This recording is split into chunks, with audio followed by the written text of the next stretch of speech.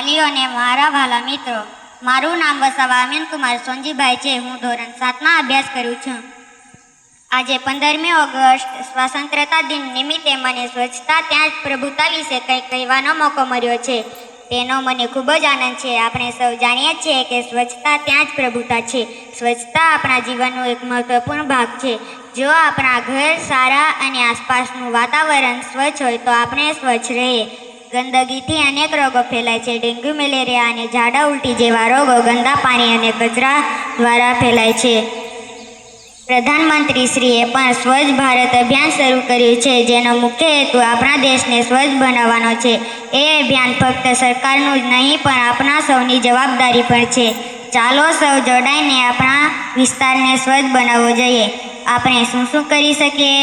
આપણા ઘર આસપાસ કચરો ના ફેંકીએ, કચરાપેટીનો ઉપયોગ કરીએ, પ્લાસ્ટિકનો ઓછો ઉપયોગ કરીએ, શૌચાલયનો ઉપયોગ કરીએ અને વૃક્ષો વાવી તેમનું જતન કરીએ. ચાલો સ્વચ્છતાનો સંકલ્પ લઈએ. યાદ રાખીએ, સ્વચ્છતા એ જ સેવા છે ને સ્વચ્છતા એ જ સાચી સુંદરતા છે. આભાર.